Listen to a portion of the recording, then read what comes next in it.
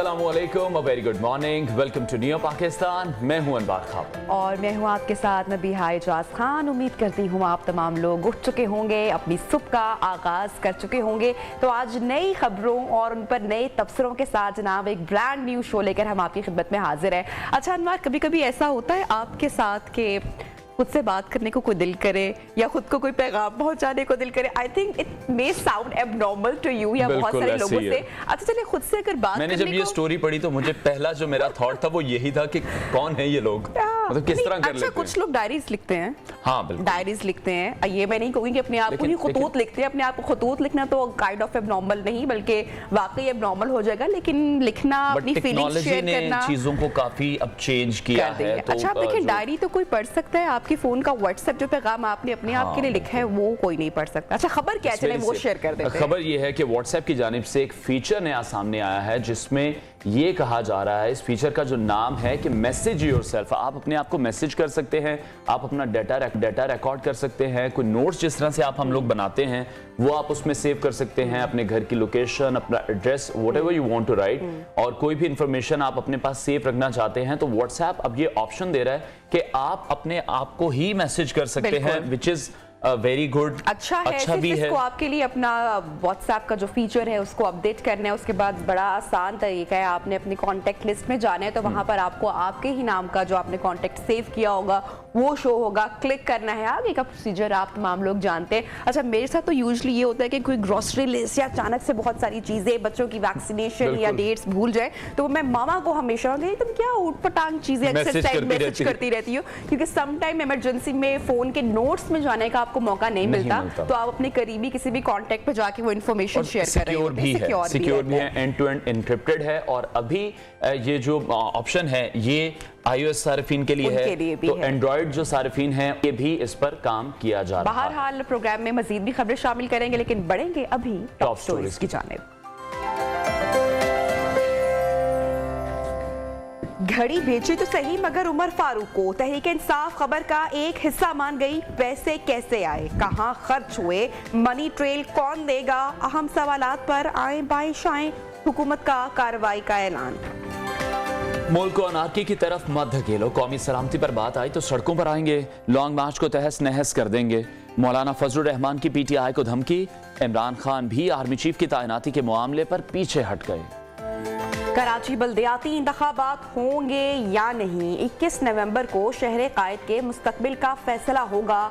सिंध सरकार इंतखाबात से फरार क्यों इख्तियार कर रही है? मुस्कुराहटें बिखेरने वालों की गुमनामी में मौत, कौम फनकारों को क्यों भूल जाती है? एक और फनकार, एक और अपील, ये रविश कब तक जारी रहेगी?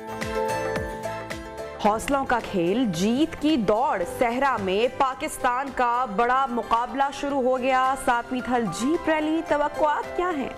और लाहौर में सज गया रंगारंग विंटर फेस्टिवल, जिंदा दिलों के शहर में मेले, रंग, रोशनियां और खाबे। टॉप स्टोरीज आपने जानी, सेगमेंट 1 की जानी बढ़ेंगे और सबसे पहले बात करेंगे तोशा खाना के हवाले से जो इस वक्त मौजूए बहस बना हुआ है पूरे ही मुल्क में। तोशा खाना से तहाइफ गायब हैं, इस हवाले से हकाइक क्या हैं ये तो आहिस्ता आहिस्ता मंजर आम पर आना शुरू हो चुके हैं। तोशा खाना से तहाइफ की वसूली के बाद साबिक वजीर आज़म इमरान खान एक बार फिर से खबरों में आ चुके हैं। इमरान खान के दौर इक़्तिदार में ये खबर सामने आई थी कि सऊदी वलीअहद से मिलने वाली एक घड़ी फरोख्त करने पर शाह सलमान हुकूमत पाकिस्तान से भी नाराज है और ये भी दावे किए जा रहे थे कि घड़ी उसी कंपनी के पास फरोख्त के लिए ले जाएगी जिसने उसे तैयार किया था। बिल्कुल, और जो ये कंपनी है उसने सऊदी हुकूमत से फिर राब्ता किया, राब्ता करके इतला दी कि जो घड़ियां वली अहद के लिए खसूसी तौर पर तैयार की गई हैं उनमें से एक घड़ी वहीं पर फरोख्त के लिए लाई गई है। अब ये घड़ी का मुबैना खरीदार भी सामने आ चुका है। ये शख्स दुबई में मकीम कारोबारी शख्सियत उमर फारूक ज़हूर है और इस शख्स ने यह दावा किया है कि इमरान खान को सऊदी वली अहद मोहम्मद बिन सलमान की जानिब से तोहफे में दी गई ये घड़ी $20 लाख में उन्हें फरोख्त की गई थी, जिसकी मालियत 2019 में अनवार तकरीबन 28 करोड़ बताई जा रही है। इस खबर के सामने आने के बाद हम देख रहे हैं कि इमरान खान ने जियो न्यूज और उसके एंकर्स के खिलाफ दुबई और पाकिस्तान में मुकदमा करने का ऐलान भी किया है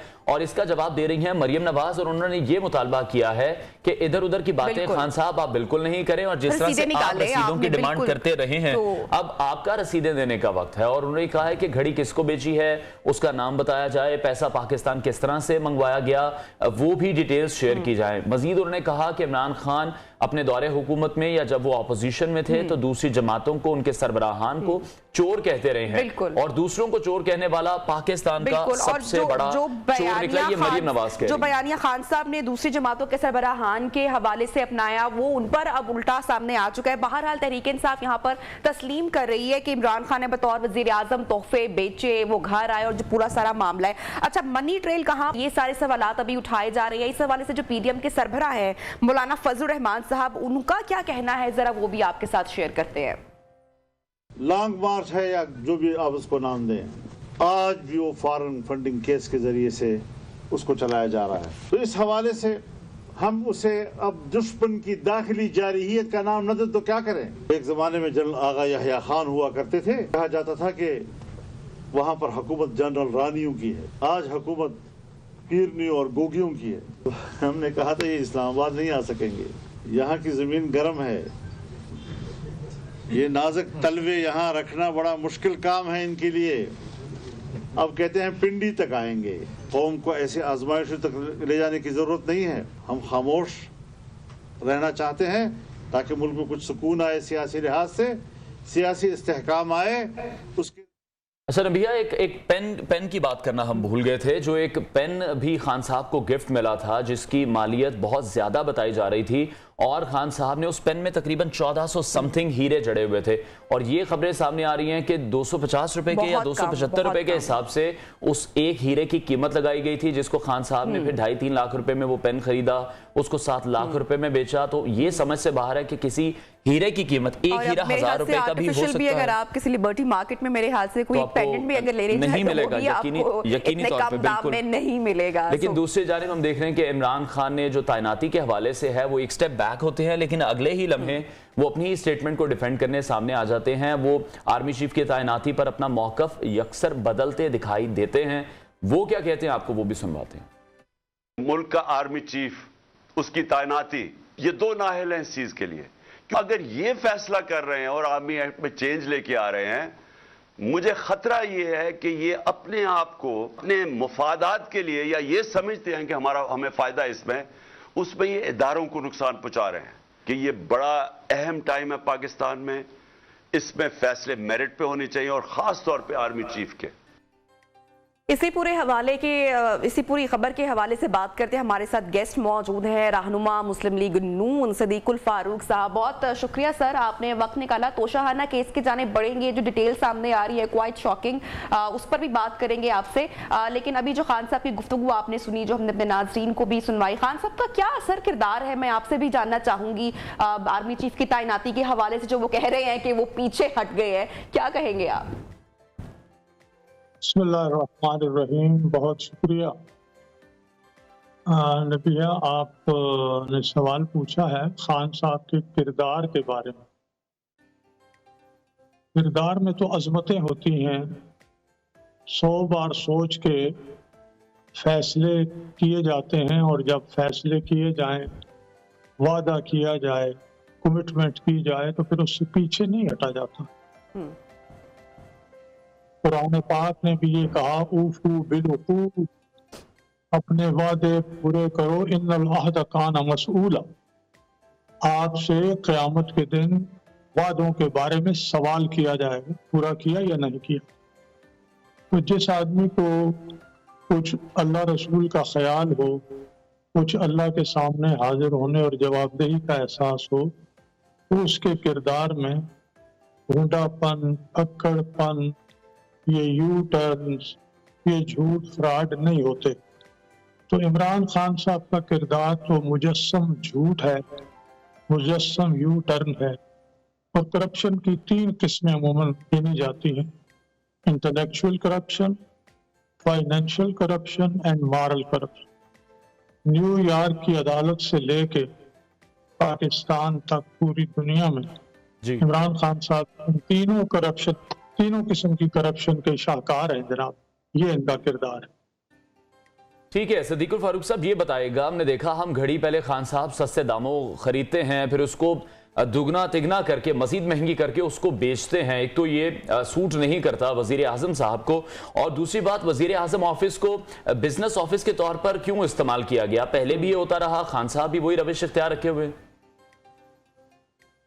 देखिए, मुझे अच्छी तरह याद है कि जनाब नवाज शरीफ 2013 में वजीर आजम बने, मैं भी मीटिंग में बुलाया गया, लोग बैठे हुए थे और बहुत अहम लोग सारे, वज़ीर आज़म के ऑफिस के सीनियर तरीन अमले के लोग। तो किसी ने कोई बात की तो वज़ीर आज़म साहब ने कहा कि मैं आप सब लोगों को बाखबर करता हूँ, खबरदार करता हूँ कि यहाँ से किसी पोस्टिंग ट्रांसफर मामले पे कोई टेलीफोन नहीं किया जाएगा, कोई सिफारिश नहीं की जाएगी, सिवाय जो सरकारी मामलात हैं उनके चलाने के और उनके मामले में डायरेक्शन देने। तो नवाज शरीफ साहब जब हुकूमत में आए तो उन्होंने अपने कारोबार से भी अलहदगी इख्तियार कर ली इंतजामी लिहाज से। इस लिहाज से मैं तो कहूँगा कि नवाज शरीफ और शहबाज शरीफ साहब ने कभी अपने दफ्तर को कारोबार के लिए तो इस्तेमाल नहीं किया।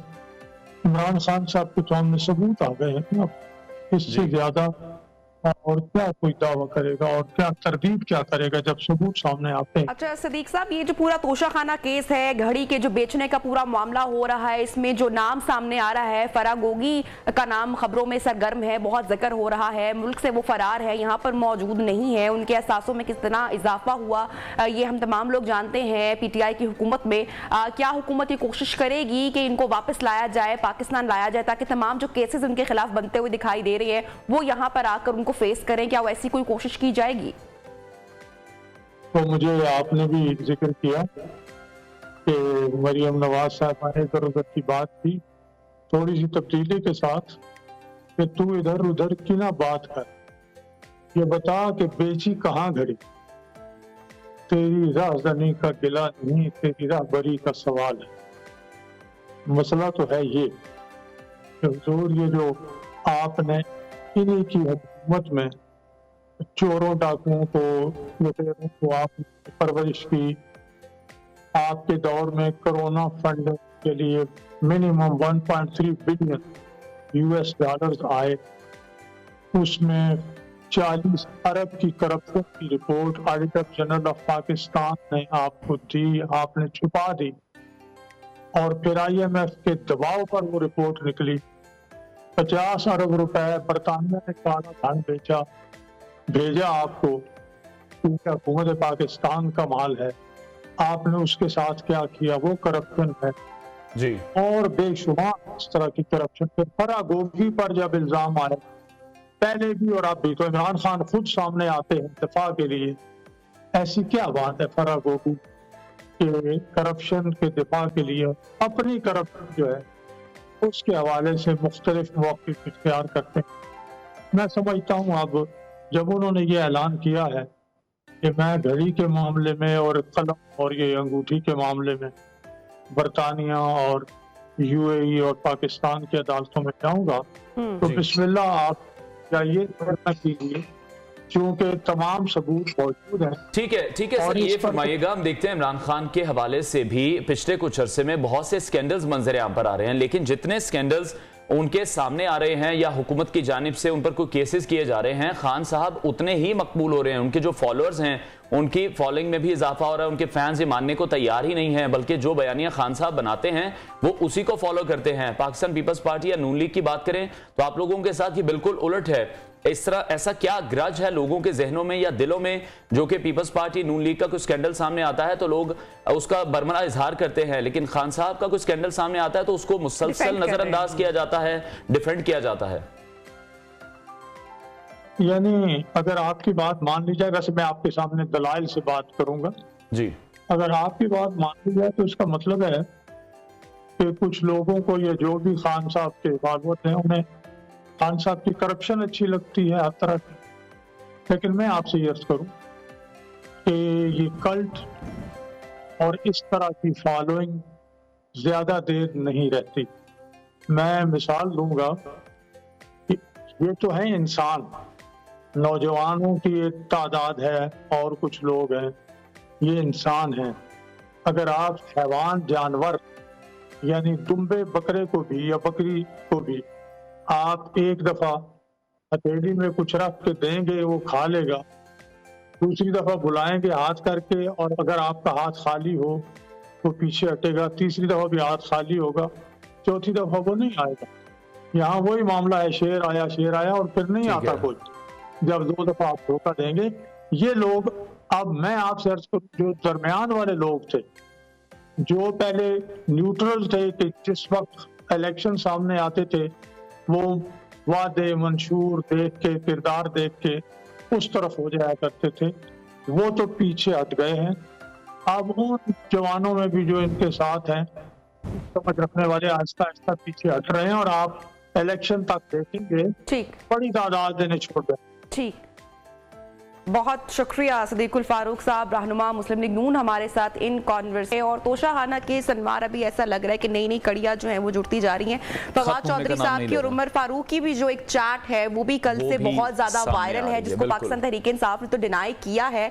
बहरहाल देखना यह है कि मजीद इसमें कौन कौन से इस केस में इंकशाफात होते हैं और अब खान साहब क्या सादिक और अमीन रहे हैं। तोशाखाना की जो मुसलसल जो हम देख रहे हैं कि इससे मुतल्लिक जो खबरें और इंकशाफात सामने आ रहे हैं। प्रोग्राम में बहरहाल वक्त हुआ है ब्रेक के बाद ज्वाइन करते हैं।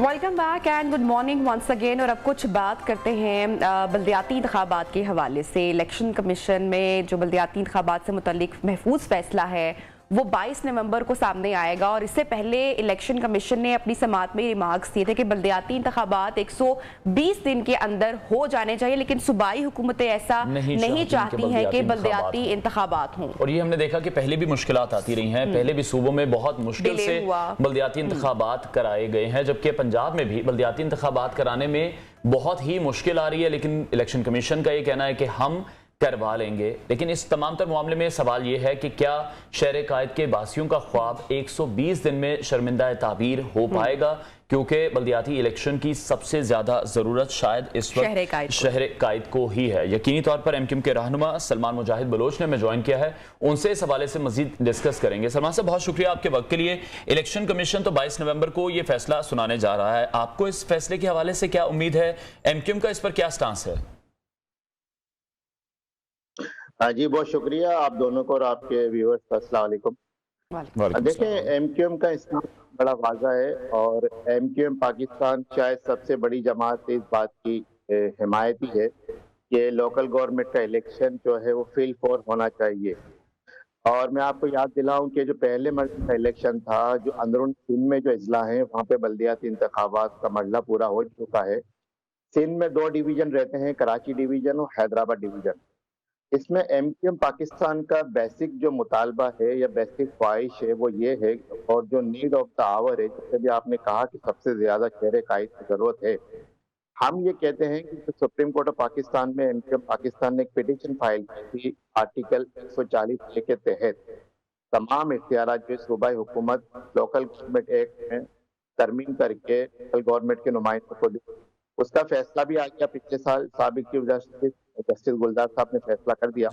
और इन से एमक्यूएम पाकिस्तान का यही मुतालबा है कि इसके सामने रखते तमाम administrative power, executive power, financial autonomy जो है लोकल गवर्नमेंट के नुमाइंदों को, मेयर को, चेयरमैन को दी जाए, नंबर 1। फिर एमक्यूएम पाकिस्तान ने अमेंडमेंट्स सजेस्ट किए हैं for the betterment of the local government system 52। इसको जो है वो लोकल गवर्नमेंट एक्ट में है सिंध गवर्नमेंट की तरफ से।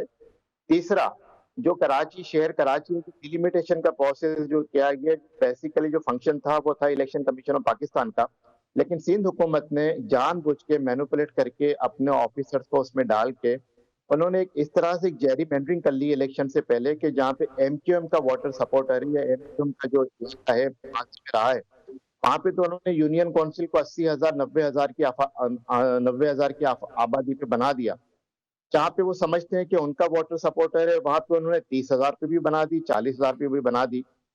जबकि जो इलेक्शन एक्ट 2017 ये कहता है कि 65,000 से लेके 70,000 तक एक यूनियन काउंसिल मुश्तमल होगा। तो हम ये कहते हैं कि डिलिमिटेशन के तौर पर ठीक किया जाए, हल्का क्या की गई है उन्हें ठीक किया जाए, और उसमें ज्यादा टाइम नहीं लगना, 45 दिन से 60 दिन लगने हैं। इस इंतखाबात से पहले एमक्यूएम पहले भी मुख्तलिफ फोरम्स पर आप कह चुके हैं, बाकी जो रहनुमा हैं, कि एक बाइख्तियार जो मेयर है वो कराची के लिए होना चाहिए, और उसके साथ साथ जो इलेक्शन से कबल कानून साजी की भी आप ख्वाहिशमंद है, लेकिन ये आप इंतखाबात से पहले होता हुआ ये आप देख रहे हैं मुमकिन हो पाएगा?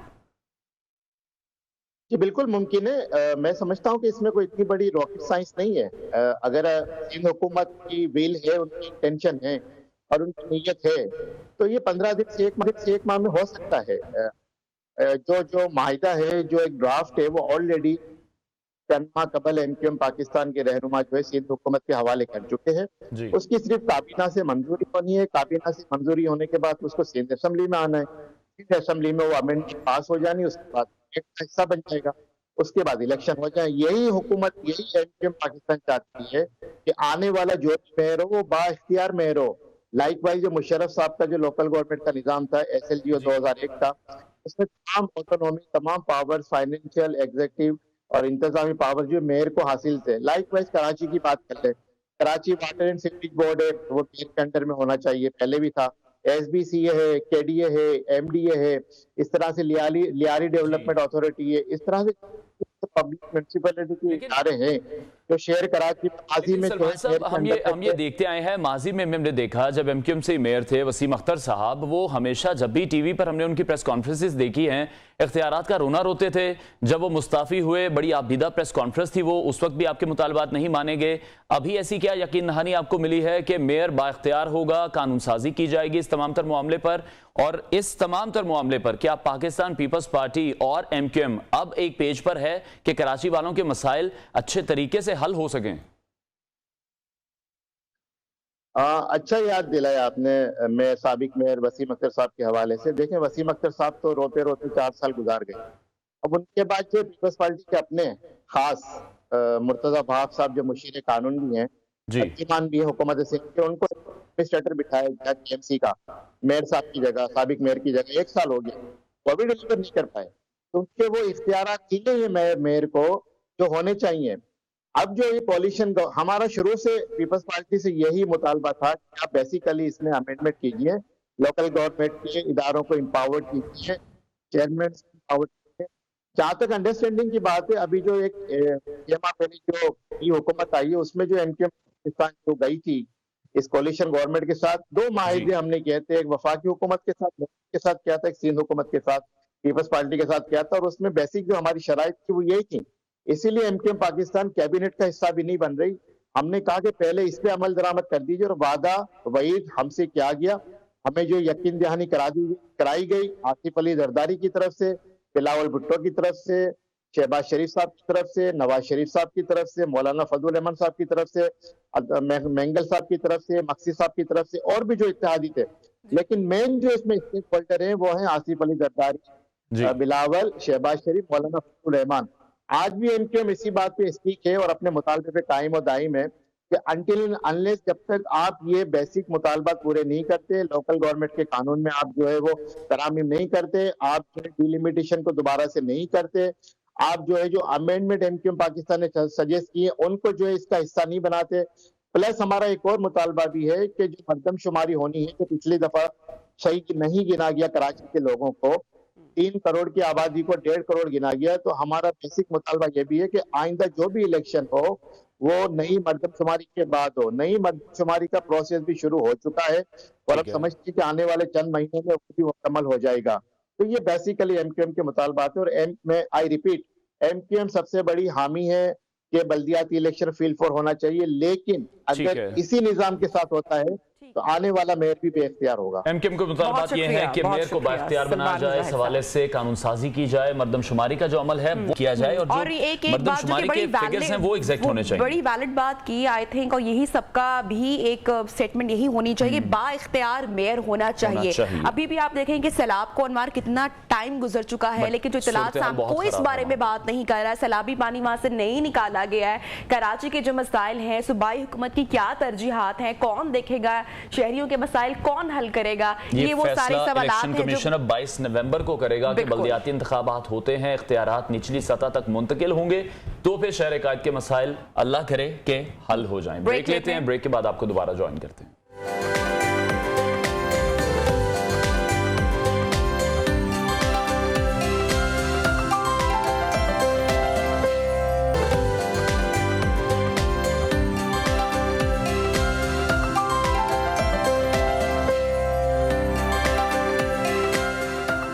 Welcome back. और अब कुछ बात करेंगे शहर लाहौर की, जिसकी रौनक हमेशा से ही मेले रहे हैं। अभी आप कभी मेलों में गई हैं? हम जिस मेले का तस्करा अभी करने वाले हैं, इस मेले में आज से कई साल पहले मेरा जाना हुआ था। आई थिंक कि बड़ी अच्छी कंट्रीब्यूशन होती है पीएचए की जानिब से, 1 महीने के लिए ये मेला लगता है और शहरियों के लिए अनवार एक काइंड ऑफ तफरी हो जाती है, खाने के स्टॉल्स लगे होते हैं। फिर विंटर जो है अब उसकी मतलब है, सर्दियां आ चुकी हैं, तो आई थिंक काफी। फलक चौहान ने एक रिपोर्ट रेडी की है, वो देख लेते हैं, फिर इसको डिस्कस करते हैं। 7 दिन 8 मेले, कम करिए खेड़े वेले। जनाब, ये मैंने नहीं कहा, बल्कि ये पंजाबी की एक मशहूर कहावत है, क्योंकि लाहौरियों की जिंदगी बहुत ज्यादा मसरूफ हो गई है और मेले ठेलों का जो हम एक वर्ड सुनते थे, जो एक फेस्टिविटी का माहौल होता था, वो बहुत ज्यादा माजी का हिस्सा बन चुका था। लेकिन अब पीएचए ने इस रिवायत को दोबारा जिंदा करने की कोशिश की है। मैं यहाँ पर देख रही थी, पंजाबी खानों की बहुत धूम सुनी है मैंने, लाहौरियों और खाने ना हो, ऐसा हो नहीं सकता। तो जनाब, आज मैं आपको पंजाबी खानों से भी मुतारिफ करवाऊंगी। वैसे अक्सर लोग तो मुतारिफ होंगे इस चीज से, जबकि खवातीन के लिए शॉपिंग का भी इनेकाद किया गया है। तो आइए चलें।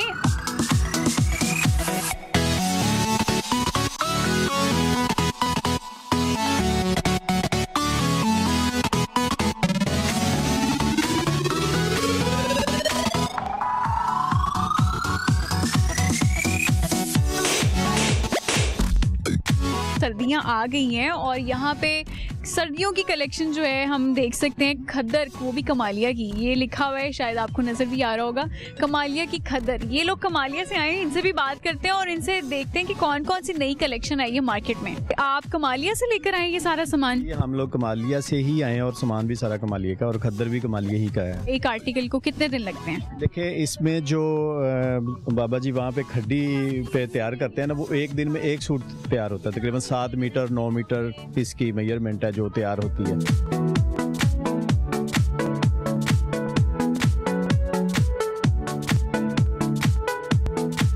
जहाँ ज्वेलरी हो और वहाँ खवातीन ना रुकें, ऐसा हो नहीं सकता। तो नबीहा, यहाँ से मैंने काफी ज्यादा शॉपिंग कर भी ली है और आपके लिए भी मैं कुछ चीजें लेकर आऊंगी। अनवार, आपने मेरे से नाराज नहीं होना, क्योंकि आपके लिए भी मैं कुछ ना कुछ जरूर यहाँ से खरीदूंगी। लेकिन अभी हम खरीदेंगे सबसे पहले ज्वेलरी। बहुत सारी तो मैं खरीद चुकी हूँ और कुछ और चीजें भी मैं देखूंगी, क्योंकि यहाँ पे मैं देख रही हूँ काफी ज्यादा नेकलेस भी हैं, पेंडेंट्स भी पड़े हुए हैं, झुमकियाँ भी पड़ी हुई हैं। मेले में आए और झुमकियाँ ना लें, ऐसा नहीं हो सकता। तो ये तो जरूर मैं खरीदने लगी हूँ।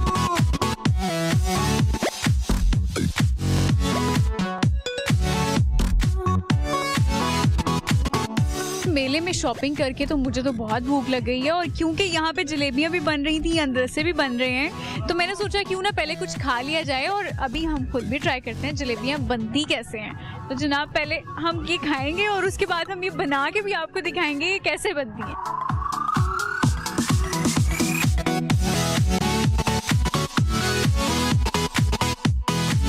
अब कुछ नाज़रीन के मुंह में जरूर पानी आएगा, क्योंकि मेरे पास है गोलगप्पे की प्लेट। जनाब, जहाँ पे गोलगप्पे हो वहाँ पे हम ना रुके, ऐसा कुछ हो नहीं सकता। तो अब मैं खाऊंगी कुछ गोलगप्पे। वैसे तो मुझे भूख बहुत ज़्यादा लगी हुई है और मैं पीछे से भी बहुत कुछ खा के आई हूँ, जलेबी खा के आई हूँ और भटूरे भी खा के आई हूँ, लेकिन गोलगप्पे देख के रहा नहीं जाता। तो अब मैं ट्राई करूँगी कुछ गोलगप्पे।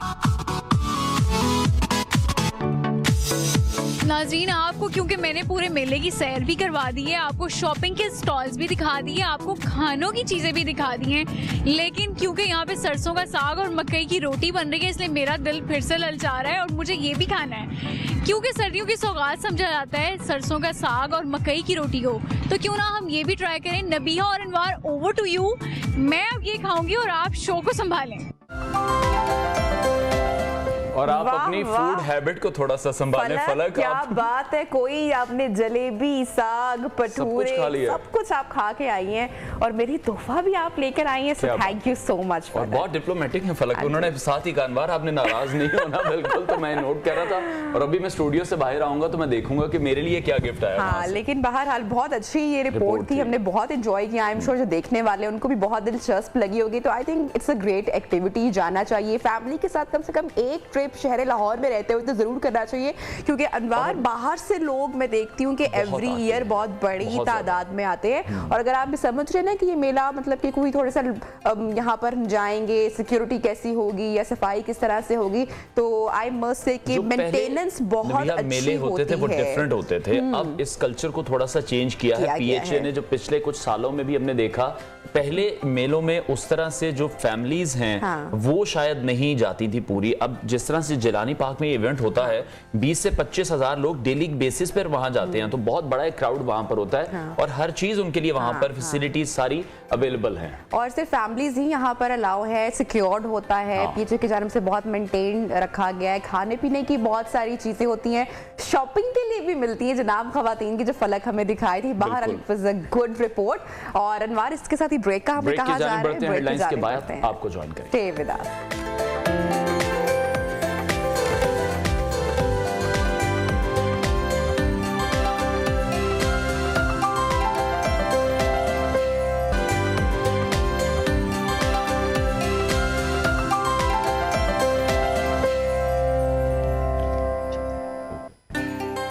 Welcome back. और अब कुछ बात करेंगे थल जीप रैली के हवाले से। 4 रोजा 7वीं थल जीप रैली 2022 में शिरकत के लिए मुल्क के मुख्तलिफ शहरों से नामवर खिलाड़ी इस वक्त सहराए थल पहुंचना शुरू हो चुके हैं। जीप रेसर्स और शायकीन ने छांगा मांगा टीला के आसपास अपने मेहमानों और टेक्निकल टीम्स के हमरा खेमों का शहर आबाद कर लिया है। न्यूज़ स्क्रीन पर आप इस एडवेंचरस इवेंट के कुछ मनासिर भी मुलाहिजा कर रहे हैं। थल जीप रैली का ये शेड्यूल प्रोग्राम के मुताबिक आज से शुरू होने वाली 4 रोजा थल जीप रैली के लिए रजिस्ट्रेशन, इसके अलावा टैगिंग, टेक्निकल इंस्पेक्शन, रेसर्स और नेविगेटर्स का चेकअप भी होगा। जबकि जुम्मे को यानी कि 18 नवंबर क्वालिफाइंग राउंड होगा। ये क्वालिफाइंग राउंड होगा और उसके बाद नवंबर को स्टॉक कैटेगरी की गाड़ियों को रेस होगी। 20 नवंबर को मॉडिफाइड गाड़ियों और फिर खवातीन रेसर्स की रेस होगी। बाद फिर रात को फैसल स्टेडियम में जो विनर्स होंगे उनके अनाउंसमेंट्स भी साथ खवातीन है। आपका कोई एक्सपीरियंस, आपका कोई शौक? Not at all. मैं सिर्फ लाहौर में केनाल रोड पे या मोटरवे में बहुत अच्छी ड्राइव कर सकती हूँ, ऐसा कोई एक्सपीरियंस नहीं करना चाहती। बट आई एम श्योर ये बहुत थ्रिलिंग होगा, बहुत एक्साइटिंग होगा, हमेशा की तरह। मगर हम तो टीवी पे देख के बहुत जाता है। अच्छा, इसके हवाले से बात कर लेते हैं। कैप्टन समी डिप्टी कमिश्नर मुजफ्फरगढ़ से इन्होंने हमें ज्वाइन किया है। बहुत शुक्रिया कैप्टन समी साहब, आपने हमें ज्वाइन करने के लिए। कितना एक्साइटिंग ये इवेंट हो रहा है और इसके क्या इंतजामात हैं, क्या शेयर करेंगे आप? जी, thank you very much for having me on your show.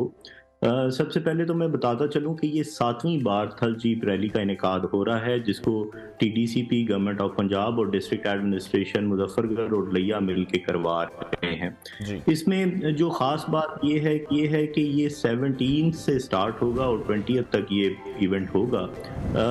जो इसमें जीप रैली, तो it is one of the aspect of this event, but what we have tried is कि हमने एक festivity, we have created a festivity out of this event. इसमें जो south Punjab के लोग ऑलरेडी एंटरटेनमेंट के जिनके लिए बड़े महदूद मौके थे, तो उनको हमने इस इवेंट की वजह से ना सिर्फ उनकी इकोनॉमिक एक्टिविटी जनरेट करवाई है, बल्कि उनको एक सेहतमंद जो एंटरटेनमेंट के मौके हैं वो भी फराहम किए हैं। जी ठीक हो गया। कैप्टन साहब, ये फरमाइएगा इस मरतबा कितने खिलाड़ियों की शिरकत के इम्कानात हैं? साथ ही साथ जिस तरह आप बता रहे हैं 7वीं बार ये इवेंट मुनक्किद हो रहा है, किस तरह से ग्रेजुअली आप इसमें बेहतरी देख रहे हैं और मजीद क्या बेहतरी लाई जा सकती है? जी, आज से 7 साल पहले जब ये पहली दफ़ा इवेंट का आगाज़ किया गया तो उस वक्त कुछ there were certain question marks on the event, the response was not that good, but अल्हम्दुलिल्लाह 7 इयर्स डाउन द लाइन अभी हम उस स्टेज के ऊपर हैं कि we are getting a terrific response not only from public but at national level as well, and the vibes are going at international level as well. तो ये मेरे ख्याल में जो साउथ पंजाब जैसे इलाके के लिए, पाकिस्तान जैसे मुल्क के लिए ये बहुत अच्छी सरगर्मी है। और जो अभी हम कोशिश कर रहे हैं, दो it is a national level event, but we are trying to reach out at the international avenues, और इंशाल्लाह वो वक्त दूर नहीं कि नेक्स्ट ईयर या उससे नेक्स्ट ईयर हम इसको इंशाल्लाह एक इंटरनेशनल जीप रैली भी बनाएंगे। अच्छा, कितना क्राउड भी आई एम श्योर हम जो देख रहे हैं वीडियोस भी अपने नाजरीन के साथ शेयर कर रहे हैं, massive crowd I am sure होता होगा, बहुत एक्साइटिंग भी होता होगा। इंटरनेशनली भी कौन कौन ज्वाइन कर रहा है, शेयर करेंगे वो डिटेल्स हमारे साथ? जहाँ तक क्राउड की बात है तो people here in Muzaffargarh, people here in Kot Addu as well as Multan, और पूरे पंजाब और पाकिस्तान से जो लोग हैं एज अ क्राउड वो इसमें पार्टिसिपेट कर रहे हैं, इसमें शिरकत कर रहे हैं। The crowd is very ecstatic about the event, specially the people of south Punjab and Muzaffargarh. जहाँ तक हमारे इसमें पार्टिसिपेंट्स की बात है तो तकरीबन 100 के करीब 100+ पार्टिसिपेंट्स इसमें मुख्तलिफ कैटेगरीज में पार्टिसिपेट कर रहे हैं। कल से इसके क्वालिफायर राउंड का आगाज़ है और उसके बाद फिर 19th और 20th को हमारी स्टॉक कैटेगरी और प्रिपेयर्ड कैटेगरी है। मैं समझता हूँ कि the good thing about the event is कि इसमें जो फीमेल रेसर्स हैं उनकी भी एक तादाद जो है वो पार्टिसिपेट कर रही है। जहाँ तक इंटरनेशनल राइडर्स की बात है तो आई जस्ट टोल्ड यू कि नेक्स्ट ईयर से इंशाल्लाह वी आर ट्राइंग के इसमें इंटरनेशनल राइडर्स आए ताकि इसको एक नेशनल लेवल में ख़वातीन की शिरकत हो रही है सर? जी कोई 11 से 15 तक हमारे पास ख़वातीन जो हैं वो रजिस्टर्ड हो गई हैं और and we are expecting to get more. ठीक है कैप्टन साहब, ये बताएगा आपके सुपरविजन में हम देख रहे हैं कि बहुत अच्छे तरीके से अब एडमिनिस्ट्रेशन हो रही है इस तमाम तर इवेंट की, पाकिस्तान के एक सॉफ्ट इमेज भी क्रिएट हो रहा है, थल जीप रैली का अब एक नाम बन चुका है।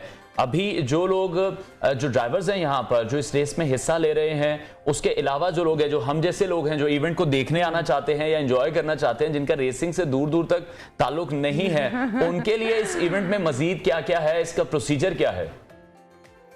जी जैसा कि मैंने बताया कि कल से इसमें क्वालिफाइड राउंड्स का आगाज़ है।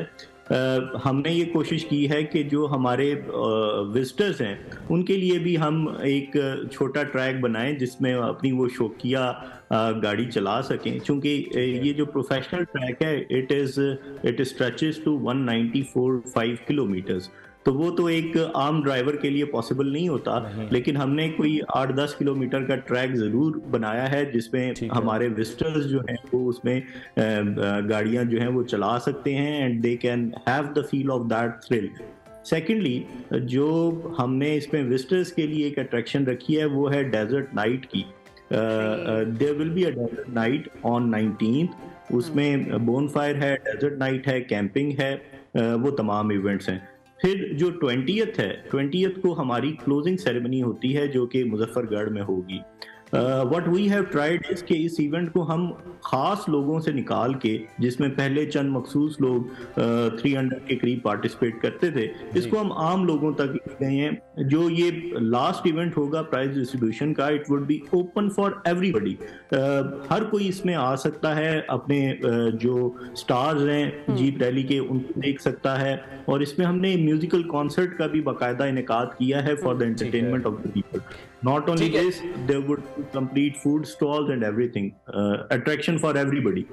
ओके, ये बताएगा, पाकिस्तान में हम देख रहे हैं कि टूरिज्म के फ़रोग के लिए बहुत ज़्यादा काम किया जा रहा है और इस तरह के जो इवेंट्स होते हैं वो टूरिज्म के लिए बहुत अच्छा काम करते हैं और जो फॉरेनर्स हैं वो बहुत बड़ी तादाद में आते हैं। थल जीप रैली को लेकर आप कैसा रिस्पॉन्स देख रहे हैं इंटरनेशनल लेवल पर? People are reaching out to me, people are reaching out to the other organizers as well, and they are very ecstatic. I can see a terrific response और जिस तरीके से मीडिया का इसमें बड़ा एक अहम किरदार है, जिस तरीके से आप तमाम हमारी इसमें हेल्प कर रहे हैं to build this softer image, I would especially like to thank the complete national media as well as the international media, जो कि हमारी इस काविश को एक लोकल लेवल से निकाल के इसको पूरे पाकिस्तान में और पूरी दुनिया में पहुंचा रहा है। तो we are extremely grateful. Great. हमें ज्वाइन किया जनाब इस तक प्रोग्राम में सुनील सरफराज मन साहब ने, किसी तारुफ के मोहताज नहीं, auto expert. Sunil, thank you so much for joining us in Neo Pakistan. बड़ी ज़बरदस्त यहाँ पर हम फुटेजेस भी दिखा रहे हैं, वीडियोस भी दिखा रहे हैं, इंतजामात के हवाले से भी बता रहे हैं। अनवार में यही बात कर रहे थे कि आई एम श्योर कि बहुत ही एक्साइटिंग इवेंट होगा और अच्छी बात यह कि ख़वातीन की भी शिरकत है इस बार इस प्रोग्राम में। हाँ जी, बहुत अच्छी चीज़ है और मेरे ख्याल से बहुत शुक्रिया आपको इनवाइट करने का। एंड आई थिंक रैली जो है ना वो सिर्फ जीप के लिए नहीं होती। मैं हमेशा ये बात करता हूँ, जब आप रैली करने जाते हैं तो आप ये देखें कि पूरे पाकिस्तान से जो है ना लोग आते हैं, उनके साथ और टीम्स आती हैं, काफ़ी लोग आते हैं, और आप जिस भी इलाके में रैली हो रही होती है उस इलाके को एक सोशल अपलिफ्ट मिलता है। आप वहाँ पे होटल्स को देखें, वहाँ के रेस्टोरेंट्स को देखें, वहाँ के लोकल्स को देखें, हर चीज़ का जो एक इकोनॉमी का सर्कल है ना वो चलता है, and this is very good. और ख़वातीन की इंक्लूजन जो है वो I think I couldn't be much supportive than this. मेरे ख्याल से मैं तो हमेशा कहता हूं कि ख़वातीन की जो है ना इंक्लूजन हर चीज में होनी चाहिए। एंड इट्स हार्टनिंग टू सी कि मतलब मुझे कल पता लगा कि गिलगित बल्तिस्तान से भी ये खातून ड्राइवर हैं जो आ रही हैं, and this is very good कि पूरे पाकिस्तान से ख़वातीन स्पोर्ट्स में जो है वो हिस्सा ले रही हैं। ठीक है सुनील, ये बताएगा कोई यूनिक कार इस बार हम देखेंगे इस थल जीप रैली में, या बहुत सी यूनिक कार्स होंगी? आपके वीलॉग्स बड़े मशहूर हैं, आप बहुत फेमस हैं इन चीजों को लेकर, तो कोई एक नया वीलॉग हम देखने वाले हैं जल्द ही कुछ यूनिक कार्स का या किसी भी यूनिकनेस का इस तमाम तर रैली में? सर बिल्कुल है, एक नहीं, मैं तो बल्कि खुद जा भी रहा हूँ ब्लॉग करने के लिए भी, मैं पार्टिसिपेट भी कर रहा हूँ। एंड मैं कल काउंट कर रहा था कि हमेशा लोग कहते होते हैं कि शायद जो ए प्रीपेड कैटेगरी है उसमें बड़े अरसे तक नादिर मक्सी साहब जो थे वो सिंगल कंटेंडर थे, बट कल मैं कैलकुलेट कर रहा था कि जो ए प्रीपेड टॉप कैटेगरी है उसमें 15 ऐसे कंटेंडर हैं जो कि सीरियस कंटेंडर है, and it will be really fun activity. और मेरे ख्याल से एक नहीं, आपको बहुत सी ज्यादा गाड़ियां मिलेंगी वहाँ यूनिक। अच्छा सुनील, थोड़ा सा हमारे लिए भी जरा बताएगा, ख़वातीन जो कि थोड़ा सा दिलचस्पी ख़वातीन की जरा कम होती है, लेकिन अभी देखने के बाद आई एम श्योर मेरी तरह बहुत सारी ख़वातीन की भी दिलचस्पी बढ़ रही होगी, तो मैं ये जानना चाहूंगी आपसे कि जीत के लिए क्या ज्यादा इम्पोर्टेंट है, जो जीप है या जो फिर ड्राइवर है? गाड़ी ज्यादा इम्पोर्टेंट है, हाँ, ड्राइवर इम्पोर्टेंट है, दोनों में से ज्यादा किसकी इंपॉर्टेंस है?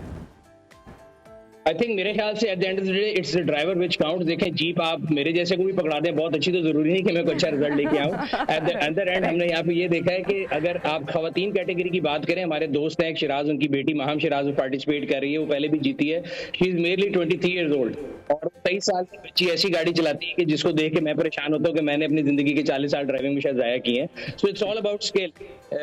यस, मशीन काउंट जरूर करती है बट वो सेकेंडरी है। अगर बिल्कुल जाया नहीं किया, आप भी मल्टीटास्कर हैं, जिस तरह से आप हर गाड़ी की डिग्गी में फिट आ जाते हैं वो भी हर बंदा नहीं आ सकता, और वो एक बड़ा अच्छा एलिमेंट होता है आपकी वीडियोस में, मैं तो बहुत एंजॉय करता हूं उसको। जी जी बिल्कुल ठीक है, बट मैं कह रहा हूँ कि जनरली आई थिंक ये बड़ी खुशाइन बात ये है कि गवर्नमेंट हमारे यहाँ पे जनरली हम देखते हैं कि गवर्नमेंट के इदारे को ज्यादा हम सबकी उनके साथ एक ट्रस्ट डेफिसिट होता है, but TDCP is doing a marvellous job. Secretary tourism से भी मेरी मुलाकात हुई इस सिलसिले में, जो एमडी हैं टूरिज्म के वो भी, and they have gone an extra mile to make this rally possible. और एक चीज को एक दफा करना तो बड़ा ईजी होता है, but this 7th edition I think के विद इन 7 ईयर्स थल जो है वो चोलिस्तान के बाद काफी एक बड़ा इवेंट बन गया है और पूरे पाकिस्तान से लोग आ रहे हैं। And yes I will certainly bring. ठीक है सुनील, हमारे साथ ही रहेगा, कैप्टन साहब से हम बात कर लेते हैं, उनसे जानते हैं। कैप्टन साहब ये बताएगा, ये कंप्यूटराइज्ड ट्रैक एक तैयार किया गया है, हम भी इसके बारे में नहीं जानते, लोग भी जरूर जानना चाहेंगे, इसकी कुछ डिटेल्स आप शेयर कर सकते हैं? जो ट्रैक है जी ये कोई 195 किलोमीटर्स लॉन्ग है, और इसकी जो बाउंड्री शुरू होती हैं वो स्टार्ट पॉइंट इसका छांगा मांगा टीला है, जो कि मुजफ्फरगढ़ अब जिला कोटद्दू ये इसका स्टार्ट पॉइंट है। ये यहाँ से गुदारा एक जगह है, वहाँ से होता हुआ लैया में एंटर होता है चुबारा के ऊपर। चुबारा में इसकी मिड पॉइंट ब्रेक होती है और फिर ये सर्कुलर फैशन में दोबारा वापस लैया से मुजफ्फरगढ़ एंटर होता है, और जो छांगा मांगा टीला है जो इसका स्टार्ट पॉइंट है वही इसका फिनिश पॉइंट है। मतलब if you want to enjoy the thrill तो छांगा मांगा टीला is the place where you can place yourself, where you can camp, और जहाँ पे आप इन तमाम गाड़ियों को देख सकते हैं। इस ट्रैक की जो खास बिल्कुल बिल्कुल कंटिन्यू कीजिएगा। जी, इस ट्रैक की जो खास बात है वो ये है कि it is more exciting, it is more thrilling than even Cholistan. इसमें वो उस तरीके के हम्प्स भी हैं, इसमें स्ट्रेट पैचेस भी हैं जहां पे गाड़ी 180-190 किलोमीटर की स्पीड को भी टच करती है, और वो हम्प्स जो हैं वो इस जो जीप रैली का थ्रिल है वो इसमें डालते हैं। इसके अलावा कुछ शॉर्ट टर्न्स भी हैं जो कि इसके थ्रिल में, इसकी एक्साइटमेंट में मजीद इजाफा करते हैं। तो it is fully packed adventurous track. अच्छा, कल्चरल प्रोग्राम का भी यहाँ पर हम देख रहे हैं अनवार, जो वीडियोस आ रही हैं वो भी प्रॉपर एक फैमिली इवेंट इसको ऐसा ज्वाइन किया जा सकता है। अच्छा कैप्टन साहब, यहाँ पर जो पार्टिसिपेंट्स हैं उनकी सिक्योरिटी को किस तरीके से मेक श्योर किया गया है? जी मैडम, जहाँ तक सिक्योरिटी की बात है तो जो हमारा ट्रैक है उसके ऊपर अभी से हमारे सिक्योरिटी एहलकार, पुलिस ऑफिशियल्स वो डिप्लॉयड हैं। मोर देन 2000 पीपल हमने डिप्लॉय किए हैं इस कंप्लीट इवेंट में। तो जो ट्रैक है उसकी सिक्योरिटी वहाँ पे, द गुड थिंग इज कि जो लोकल वहाँ पे फार्मर्स हैं, everybody is excited for this jeep rally. ऐसा नहीं है कि किसी ने हमारे साथ इसमें कोई हर्डल्स पैदा किए हों, बल्कि वो खुद आके सामने आके हमारे साथ पार्टिसिपेट कर रहे हैं। कहीं पे जो ट्रैक में कहीं पे फसलें लग जाती हैं उनको वो खुद वॉलंटियर बेसिस के ऊपर उसको क्लियर कर रहे हैं। तो पूरी एक एनवायरनमेंट में there is a complete participation of every strata of society. मैं एक चीज़ यहाँ पे मेंशन करना चाहूँगा कि इस इवेंट में जो स्पेशल एजुकेशन, हमारे स्पेशल चिल्ड्रन हैं, हमारा स्पेशल एजुकेशन डिपार्टमेंट है, और जो हमारी फीमेल्स हैं उनकी पार्टिसिपेशन को हमने बहुत ज़्यादा फैसिलिटेट किया है। एंड वी हैव इंश्योर्ड कि हमारी ख़वातीन और हमारे जो स्पेशल बच्चे हैं वो इस इवेंट का हिस्सा बने। उनको हमने स्पेशली मदऊ किया है अपने दोनों बड़े के ऊपर, और उनको हम इंशाल्लाह होस्ट करेंगे। ठीक है सुनील, आपसे मैं जानना चाहूंगा, जो लोग हैं वो ये जानना चाहते हैं कि अगर वो इस इवेंट को ज्वाइन करना चाहते हैं बीइंग पार्टिसिपेंट, तो उनके लिए क्या प्रोसीजर है, कौन सी गाड़ी उनके पास होनी चाहिए, क्या स्पेसिफिकेशन होनी चाहिए? अगर मैं अपनी बात करूं, इस साल तो नहीं, अगर अगले साल की मैं तैयारी करना चाहूं टू बी इन टॉप 10, तो कैसी तैयारी हो, कैसी गाड़ी हो? सर देखिए, सबसे ज्यादा मैं इंपॉर्टेंट बात करता कि गाड़ी से ज्यादा आपकी जो ड्राइविंग स्किल है, आपकी एंड्योरेंस है, वो काउंट करती है। तो it's a sports like any other sports, आपका स्टेमिना होना चाहिए। It's not easy to go there in the desert, open desert में आपने 200 किलोमीटर गाड़ी चलानी है जिसमें ना कोई एसी है, मिट्टी भी आनी है, तो you have to be a little hard guy.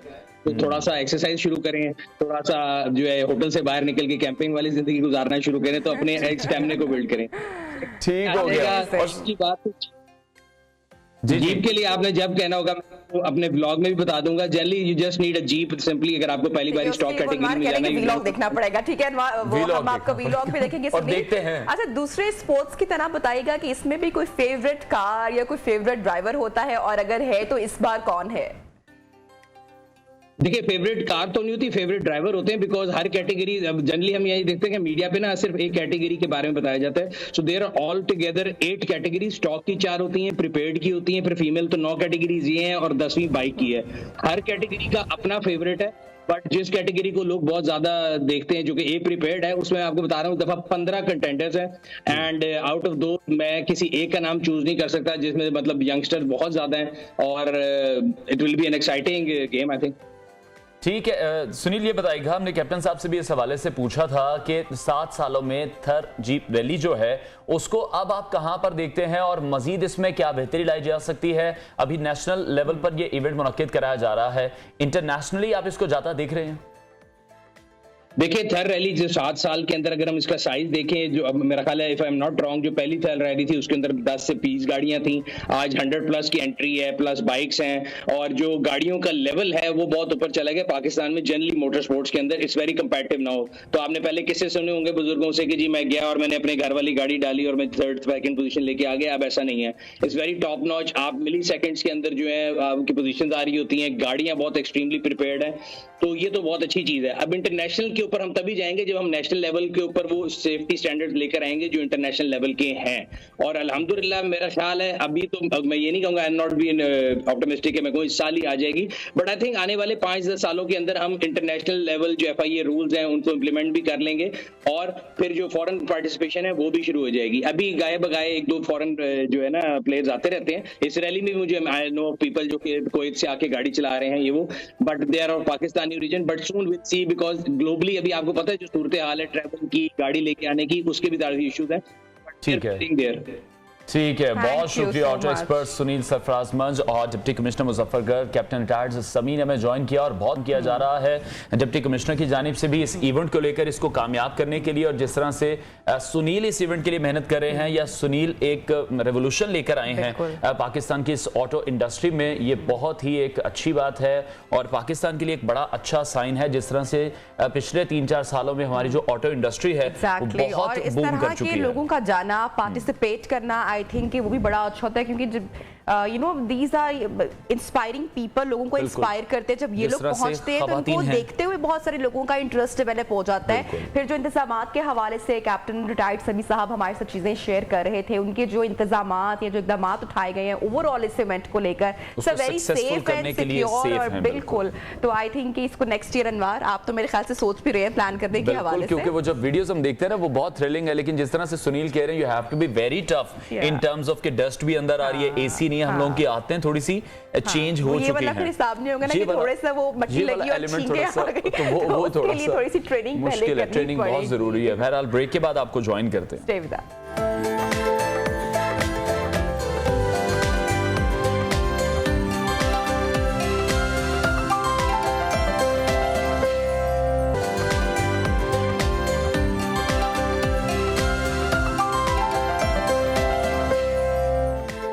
Welcome back and good morning once again in Neo Pakistan. हमारा ऐसा क्यों होता है कि हमेशा जो लोग दूसरों के चेहरे पे हंसी लेकर आते हैं, मुस्कुराहटें बिखेरते हैं, वो खुद तकलीफ में मुब्तला हो जाते हैं। मतलूबुर रहमान उर्फ मुन्ना लाहौरी उर्फ जकूटा जिनको कौन नहीं जानता, ये कुछ नाम हम आपके साथ शेयर करेंगे। नुसरत आरा उर्फ बिल बतौड़ी, ये हमारे बचपन के सारे ये वो आर्टिस्ट हैं जिनके ड्रामा देखकर बड़े हुए हैं, जिनको हम एंजॉय करते रहे हैं। एग्जैक्टली। और इनके हवाले से जब इतलात आती हैं, खबरें आती हैं कि किस तरह से कसम पुरसी की जिंदगी गुजार रहे हैं, हुकूमत की जानिब से कोई पूछ नहीं रहा है, अपील मुख्तलिफ सामने मुख्तलिफ वक्त में आती रहती है, तो आई थिंक ये हुकूमत को थोड़ी सी जिम्मेदारी का मुजाहिरा करना चाहिए। और जो हमारे आर्टिस्ट हैं, अनफॉर्चुनेटली ये एक तवील फहरिस्त है, हमने भी 2-4 नाम बताए हैं, लेकिन माजी में बहुत सारे ऐसे नाम हैं जो कि जिनकी एक्टिंग को आप कह लें और इतनी पीक पर थे, वो अपने उरूज पर होते थे अपने ज़माना अदाकारी में, लेकिन जैसे ही वो काम अपनी रूटीन से बाहर आते हैं उसके बाद हमने देखा उनके घर में फाका कशी है, मुश्किलात हैं, इलाज कराने के पैसे नहीं हैं, गवर्नमेंट की तरफ से सपोर्ट नहीं किया जाता। जो आर्टिस्ट बरादरी है वो अभी तक शायद ऐसी कोई इंस्टीट्यूशन नहीं एक बना सकी अपने लिए कि ऐसे जो आर्टिस्ट हैं जिनको ज़रूरत पड़ जाती है, जो बीमार हो जाते हैं, उनकी मदद की जा सके। इसी हवाले से हम बात करेंगे। हमारे साथ गेस्ट मौजूद हैं, ताहिर अंजुम साहब ने हमें ज्वाइन किया है, उसके बाद हनी अलबेला साहब भी हमारे साथ मौजूद हैं, शायर हैं वसी शाह साहब, उन्होंने भी हमें ज्वाइन किया है। इन सबसे आज इस अहम टॉपिक पर बात करेंगे कि क्या वजह है कि इन आर्टिस्ट के लिए कोई काम नहीं किया जा रहा। ताहिर साहब बहुत शुक्रिया आपके वक्त के लिए। आपके देरीना दोस्त हैं तारिक टेडी साहब, अब वो उनकी हालत काफ़ी नासाज बताई जा रही है, वो हॉस्पिटल में एडमिट हैं, उनका इलाज शुरू हो चुका है, लेकिन इस बार अच्छा सिर्फ ये हुआ है कि अपील नहीं की गई किसी भी अदाकार की जानिब से, खुद हुकूमत पंजाब आगे बढ़ी है और तारिक टेडी साहब का इलाज करवाया जा रहा है। ये सीखने की ज़रूरत है, क्योंकि परवेज़ अलाई साहब को एक जो ख़ास तौर पे सोचना चाहिए, एक कमेटी बनानी चाहिए जो देखे आर्टिस्टों के मसाइल। और मैं नहीं समझता कि अच्छी बात तो है तारिक टेडी साहब एक सीनियर आर्टिस्ट हैं, उनका इलाज कराना जो है, इलाज से पहले भी कुछ सोचने की ज़रूरत है जो गवर्नमेंट पंजाब को सोचनी चाहिए। और कितने ही ऐसे फ़नकार हैं, कितने ही ऐसे आर्टिस्ट हैं, कितने ही ऐसे तकनीककार हैं जो मुश्किल हालात में ज़िंदगी बसर कर रहे हैं। गवर्नमेंट पंजाब को ख़ास तौर पे इस पे ध्यान देना चाहिए। और ये बात मैं ज़रूरी समझता हूँ कहना कि जब मियाँ शहबाज शरीफ साहब वज़ीर आला थे और वज़ीर आज़म पाकिस्तान मियाँ नवाज शरीफ साहब थे, तो फनकारों के लिए एक बहुत ही माकूल फंड जो है कायम किया गया था लाहौर आर्ट्स काउंसिल और पंजाब आर्ट्स काउंसिल में, और फनकार बहुत खुश थे। भी देखा है फनकार बरादरी की जानिब से हमेशा इस तरह के मंसूबे बनाए गए हैं, लाने की कोशिश की गई है कि कोई कमेटी बनाई जाए, कोई फंड्स बनाए जाएं जो कि काम आ सके फनकारों के, आर्टिस्ट के, अदाकारों के। तो इस हवाले से आपको लगता है कि मामला कुछ थोड़ा सा आगे पहुंचा है और काम हो रहा है?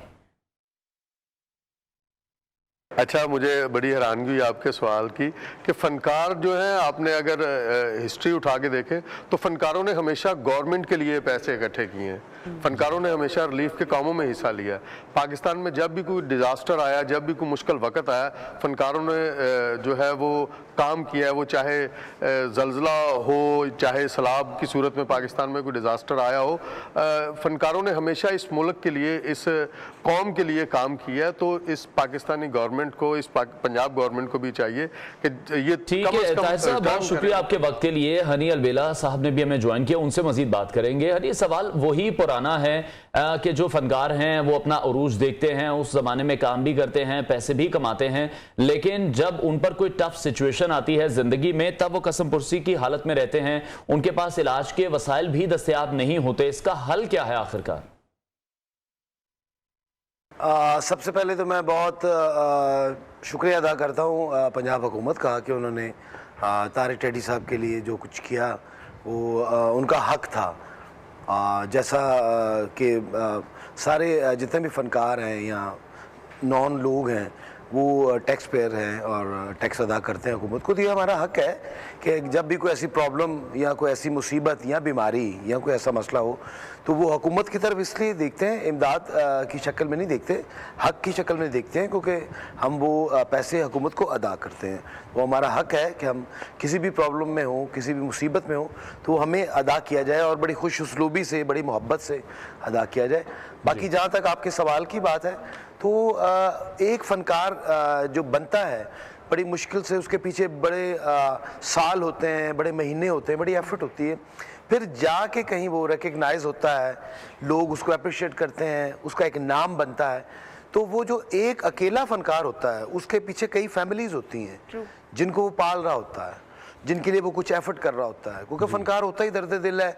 उसके पास जो भी आता है, भाई बहन, रिलेटिव, दोस्त, अहबाब, मिलने जुलने वाले, तो वो उनकी हेल्प कर रहा होता है, क्योंकि खुदा खौफी इस शोबे में बहुत ज़्यादा है। फ़नकार ख़ुद भी एहसास होता है और इस तरह के अमल को वो जो है ना वो अदा करने की कोशिश कर रहा होता है। तो अपने महदूद वसाइल में, अपनी महदूद आमदन में जब वो इन सारी चीज़ों को लेके साथ चल रहा होता है तो उसको अपने जोड़ने के लिए कोई ऐसा मामला नहीं होता, क्योंकि उसके जुड़े में से ही लोगों के लिए, लोगों की इमदाद के लिए, लोगों की हेल्प के लिए जा रहा होता है। तो मेरा ख्याल हर जब भी मुल्क पे कोई आफत, कोई इस तरह की प्रॉब्लम होती है तो फ़नकार ही आगे आता है, फ़नकार ही पूरी दुनिया में एक मुल्क का एक खूबसूरत सा चेहरा, एक मुल्क का सफ़ीर बन के तो इस अमल के लिए खड़ा हो जाता है कि मैं अपने जो हम वतन हैं, अपने जो दोस्त हैं, अपने मुल्क के जो बासी हैं, उनके लिए मैं कुछ ना कुछ करूं। और फिर उसकी कोई करोड़ों में हनी, जो अभी तारिक साहब का इलाज चल रहा है, मैं ये आपसे जानना चाहूंगी, आप भी पूरे मामले को देख रहे हैं, समझ रहे हैं, आपसे बेहतर कौन जान सकता है, अब मुतमईन हैं आप उनके इलाज के तरीक़ाकार से? जी, मैं तारिक साहब की इयादत करके आया था जब वो फारूक हॉस्पिटल में थे। उस वक्त भी वो भाग दौड़ में जो भी मामला चल रहे थे, उनकी मेडिसिन चल रही थी, मेरी उनके बेटे के साथ बात हुई, अभी भी उनके साथ रब्ता है, उनके बेटे के साथ भी। तारिक साहब से मैं खुद मिल के आया था। उस वक्त उनकी हालत जो है ना वो कदरे बेहतर थी। उसके बाद फिर उनकी हालत बिगड़ी, फिर उनको PKLI में शिफ्ट करना पड़ा, तो वो अल्हम्दुलिल्लाह अब कदरे बेहतर हैं। अभी मुकम्मल ठीक नहीं हुए, क्योंकि उनका जो जिगर का इशू है वो जब तक मुकम्मल या तो उसका ऑपरेट होगा या अभी जो ट्रीटमेंट चल रहा है उसमें वो कदरे बेहतर हैं। तो हम उम्मीद करते हैं और दुआ भी करते हैं कि अल्लाह पाक उनके लिए अच्छा करे, उनको सेहत अता करे और उनको ज़िंदगी सेहत दे, क्योंकि बेटा है उनके पीछे और बाकी उनकी अपनी फैमिली है, बच्चे हैं। तो बीमारी की हालत में जब बंदा होता है या इस कंडीशन में आता है तो मेरा ख्याल है कि अगर वो को खजानों का मालिक भी है, तो मेरे ख्याल इन चीज़ों में वो हर चीज़ उसकी लग जाती है। ठीक है, बहुत शुक्रिया हनी अलबेला, हमारे साथ इन कॉन्वर्सेशन थे। मारूफ शायर वसी शाह साहब ने भी हमें ज्वाइन किया। वसी साहब, बहुत शुक्रिया आपके वक्त के लिए। बड़ी अफसोसनाक सूरत हाल है, जब भी कोई फनकार या फनकारा की तबीयत खराब होती है, इलाज मुआलजे में मसाइल का सामना उन्हें करना पड़ता है, तब ये बातें मंजर आम पर आती हैं, अपील करने का सिलसिला शुरू हो जाता है। लेकिन अगर वैसे देखें तो इस हवाले से हुकूमत को पहले से ही क्या इकदाम करने चाहिए फनकार बरादरी के लिए? देखिए, सबसे पहले तो मैं जो तारिक साहब के चाहने वाले हैं उन्हें एक तरह से खुशखबरी दे दूं कि कल जब मैं उन्हें देखने गया, मेरी मुलाकात हुई, तो जिसे कहते हैं ना कि उनकी हालत जो थी वो ख़तरे से बाहर थी। आईसीयू से वो आ गए थे, अपने कमरे में शिफ्ट हो गए थे, और जिस वक्त मैं गया उस वक्त वो सो रहे थे, तो मैंने उन्हें डिस्टर्ब करना मुनासिब नहीं समझा। मगर उनके बेटे ने मुझे बताया कि उससे पहले बाकायदा वो बातें कर रहे थे, हंस बोल रहे थे। तो सबसे अच्छी बात इस वक्त यह है कि वो सेहतयाबी की तरफ गामजन है और अल्लाह ताला उनको मुकम्मल सेहत जो है वो अता करे। अब जो आपका सवाल है वो ये है, मैं समझता हूँ, आप देखिए कि जैसे हमारे अरबाब इख्तियार हैं, इनके अपने मुख्तलिफ फ़ंड्स होते हैं, इनको छींक भी आ जाए तो इनके लिए लाखों रुपए के फ़ंड्स जो हैं वो दस्तयाब होते हैं और इनको किसी से अपील नहीं करना पड़ती है। तो जो हमारे फ़नकार की डिग्निटी है, जो उसकी अना है, जो खुददारी है, जो उसकी हमीयत है, उसका हमें हमेशा ख्याल रखना चाहिए। ये बात बहुत तकलीफ़ देती है कि हमारे फ़नकार को या फिर फ़नकार बरादरी को उस फ़नकार के नाम पर अपील करनी पड़ती है और ऐसे लगता है कि जैसे पता नहीं कोई उसके साथ बड़ी मेहरबानी की जा रही है। हालांकि बहैसियत पाकिस्तानी एज ए सिर्फ टैक्स पेयर के तौर पे ही उसका इतना हक बनता है जो हम अदा नहीं कर सकते हैं, इसलिए कि फ़नकारों का टैक्स जो है वो तो एट सोर्स ज़्यादातर कट जाता है। तो ये जो लोग आपको बाज़-औक़ात अपील करते नज़र आते हैं, इन्होंने बिला मुबालगा करोड़ों रुपए का टैक्स दिया होता है, एक बात। दूसरे फ़नकार किसी भी मुआशरे का सॉफ्ट चेहरा होते हैं और पाकिस्तान जैसे मुल्क में जहाँ आप देखते हैं कि इंतहा पसंदी और तशद्दुद और हर तरफ गालम गलोच का दौर दौरा है, आप सोचिए कि इन फ़नकारों की अहमियत जो है वो तो कहीं 100 गुना ज़्यादा बढ़ गई है। तो इन्हें तो हमें अपनी पलकों पर बिठा कर रखना चाहिए। अच्छा वसी, आप भी हमेशा स्टेज फनकारों के साथ आपने काम किया है, बहुत अरसे तक किया है, आप इनको बहुत करीब से जानते हैं और हमेशा फनकारों की, आर्टिस्ट की ये ख्वाहिश भी रही है कि वो कुछ इस तरह की एफर्ट करे, कोई इस तरह का मंसूबा लेकर आए कि हुकूमत की जानिब उस तरह से हाथ ना फैलाना पड़े या अपील ना करनी पड़े। क्या कहेंगे? हुकूमत की तरफ क्यों ना देखा जाए? बात यह है कि आप जो टैक्स देते हैं वो आप रियासत को देते हैं ना, और रियासत की जो कस्टोडियन होती है उस वक्त वो हुकूमत होती है। तो हुकूमत की तरफ को हमदर्दी के लिए थोड़ी देखते हैं, को भीख के लिए थोड़ी देखते हैं। और भाई हुकूमत की तरफ इसलिए है कि हक है, मैंने करोड़ों रुपए का तुम्हें टैक्स दिया हुआ है, आज अगर मैं बीमार हूं तो मेरा हक मुझे लौटाओ। इसी तरीके से पूरी दुनिया चलती है और मेरा हक भी मुझे लौटाओ, वो हक जिसके ऊपर तुम अयाशी करते फिर रहे हो, तुम प्रोटोकॉल लेते फिर रहे हो। ये फनकारों का हक है। बहुत शुक्रिया वसी शाह साहब हमारे साथ शरीक गुफ्तगू थे और उनका भी इस हवाले से यही कहना था कि जो फनकार हैं वो किसी भी मुल्क का एक सॉफ्ट इमेज क्रिएट करते हैं और अपने मुल्क में मौजूद हैं, अपने लोगों की खुशी के लिए काम करते हैं, अपनी गवर्नमेंट के लिए काम करते हैं, तो उनका ये राइट बनता है कि जो टैक्स वो पे कर चुके हैं, अगर उन पर कोई मुश्किल सिचुएशन आती है तो फिर हुकूमत को भी उनकी मदद करनी चाहिए। साथ ही साथ तारिक टेडी की सेहत के हवाले से भी उन्होंने एक अच्छी खबर ये बताई है कि वो अच्छी सेहत की जानिब वो गामजन है और वो बेहतरी भी महसूस कर रहे हैं और जो बाकी फनकार बरादरी है वो भी तारिक टेडी के साथ खड़ी है और जो पंजाब हुकूमत है उनका वो शुक्रिया भी अदा कर रहे हैं कि जिस तरह से पंजाब हुकूमत की जानिब से इस तमाम तर मामले को देखा गया है। तारिक टेडी साहब की मदद के लिए पंजाब हुकूमत पहुंची है